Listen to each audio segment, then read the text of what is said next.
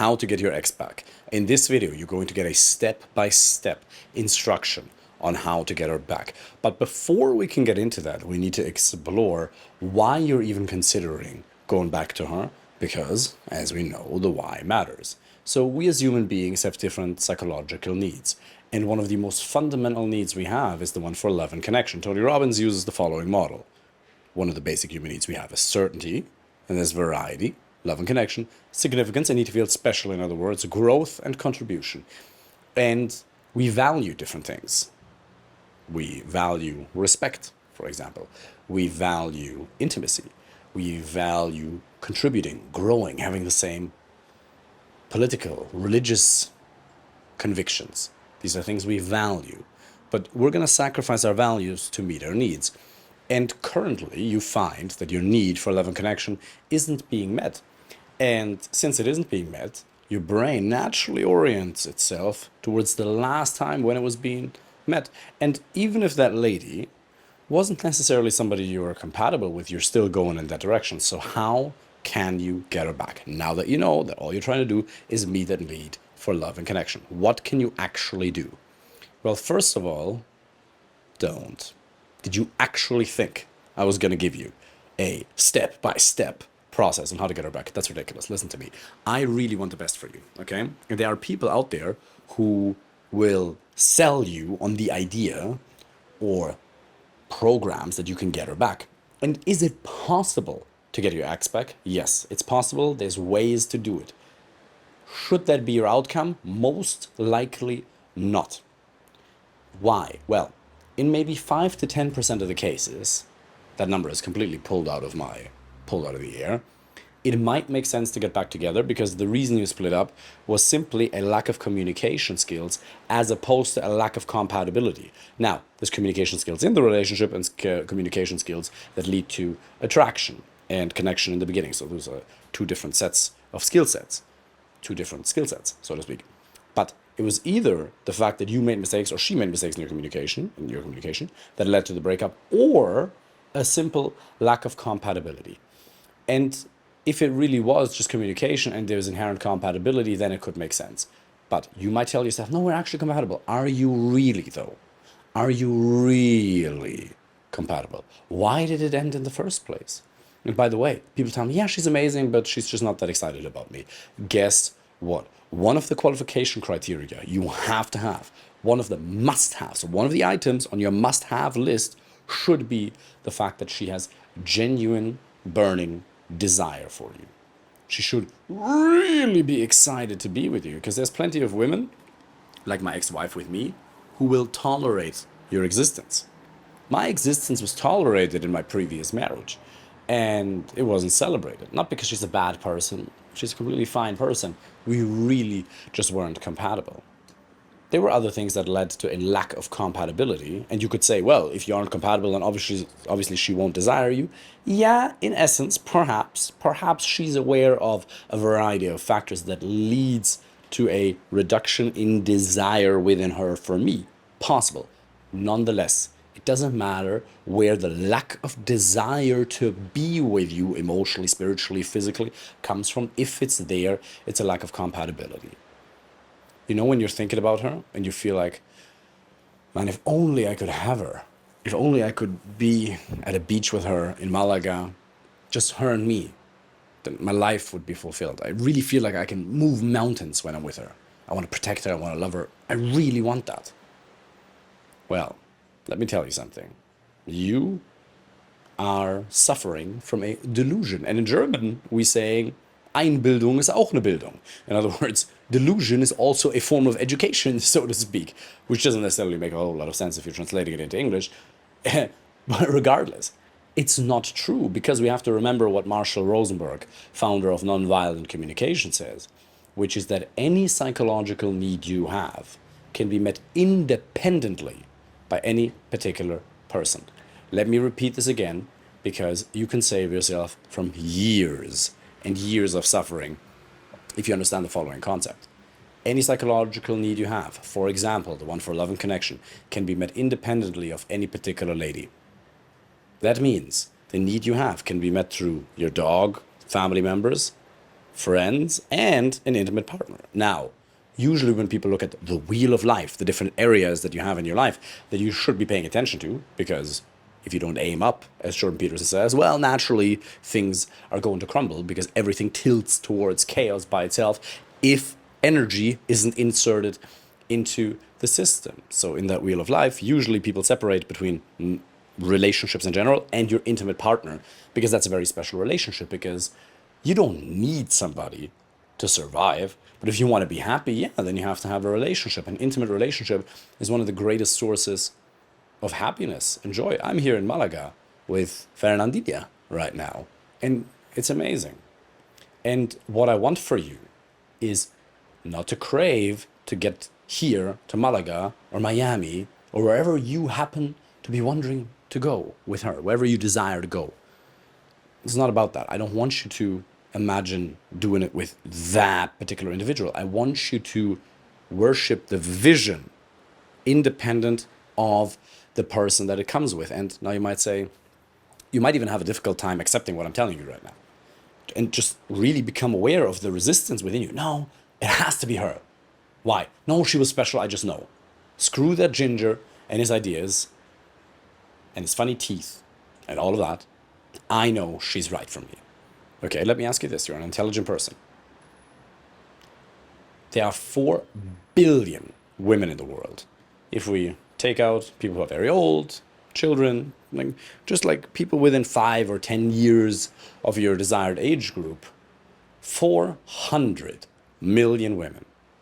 And you found the one, you found your soulmate. And by the way, does it feel like Fernanda is my soulmate? Of course, when I'm with her. It's absolutely amazing. 100%. It's, oh yeah, she's the one. But factually, that couldn't possibly be true. Just don't kid yourself. And I wouldn't even have an issue with this idea if it didn't cause so much suffering, because this idea of soulmates or the one is all well and good when things are going well. But if things aren't going well, for example, she tells you she doesn't want to be with you, or she doesn't respond to your message, and you think, no, she actually wants me. But no, when she doesn't want to be with you and things don't go well, and then you latch onto the idea that she was the one and you were supposed to be with her, and you realize that how life is doesn't match your blueprint, pardon me, of how life is supposed to be, and you feel unable to bridge the gap, then you feel what? Depressed, incompetent, disabled. And what I would like for you is to feel competent and happy. But you will never be able to feel competent, happy, joyful, and ultimately certain in life if you try to control things that you ultimately have zero control over. And thank God we cannot control the free will of any particular individual. So just understand, it is not true that she was the one. Because if it was ultimately meant to be, then you'd still be together. And now your creative and intelligent brain may come up with the possibility that, well, maybe we were meant to be together, and this is just a hurdle that we need to get through. Bro, she doesn't want to be with you. When are you going to accept that? If she wanted to be with you, she would be right now. She's not. Let her go. She's not interested in being with you. She's probably right now with some other man, making love. Does that trigger you right now? Some guy who's much bigger than you, who has a lot more to offer than you. He's with her right now. Don't turn the video off yet, if that triggers you. Yeah, I'm doing that deliberately. And what do you feel? Sadness, anger, you think I'm stupid, maybe depressed, whatever.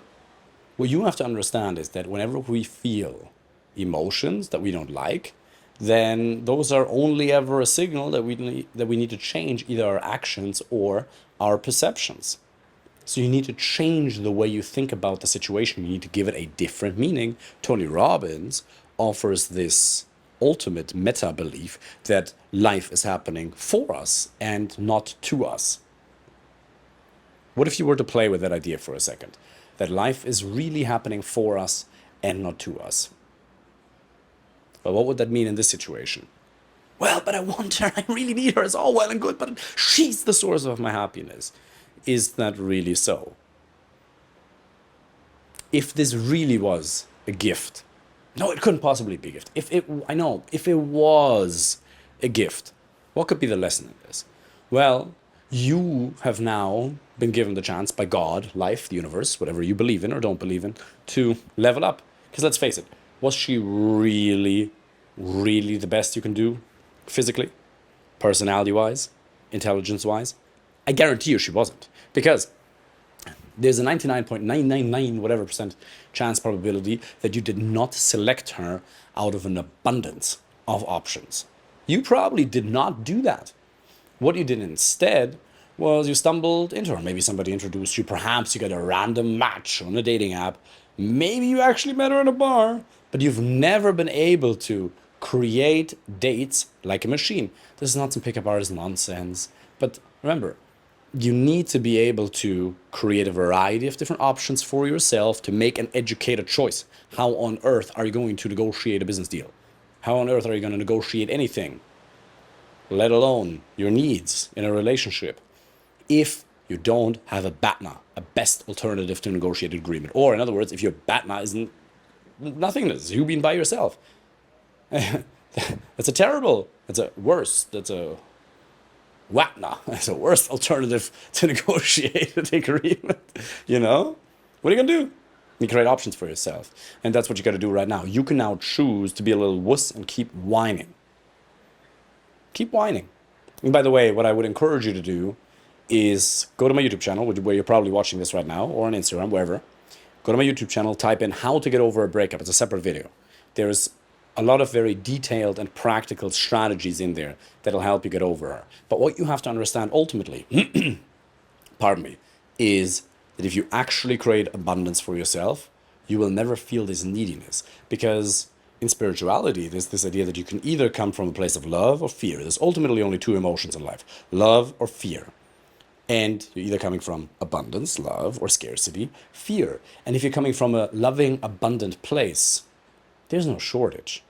And it's actually true. There's more women in the world, in your age group, in your country, than you could possibly ever date or go in a relationship with. You just need to commit yourself to putting in a little bit of effort for a couple of months, perhaps a year or two. That's it. Wouldn't that be worth it, though? To find somebody who's actually right for you, who won't cheat on you. Maybe she cheated on you, maybe you took her back, whatever. You've accepted a degree of disrespect in that past relationship, most likely, purely statistically speaking, that did a lot of damage to your self-esteem. Now, when I say damage, not permanent, because nothing can ultimately damage your self-esteem, because self-esteem is something you can create within a day. Go for a 5-kilometer run, and you might experience ultimate self-esteem in that very moment. So self-esteem, confidence is something that's built by creating a competence in a specific area, and is also something that you can learn to turn on, because it's a mental and emotional state which can be changed within seconds or minutes. Okay? So if you get out there and you actually commit yourself to the process of creating options, and I know you want the outcome. You don't want to date just to date. I get it. You want to have somebody that you can share experiences with, somebody who is physically attractive, doesn't have to be a supermodel. I know, I get it. I know you want the outcome.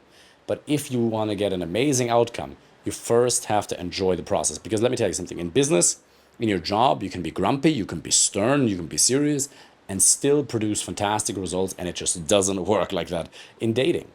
If you want to get good results, you actually have to enjoy the process, because remember, you're working with human beings. In business, you don't have to be in a good mood to get good results. You can be in a grumpy mood and still get good results. It doesn't work like that in the realm of social dynamics. Because if you're not, well, a couple of flies, if you're not in a good mood, why the hell should she want to spend time with you if you don't become an additional fantastic source of good emotions in her life?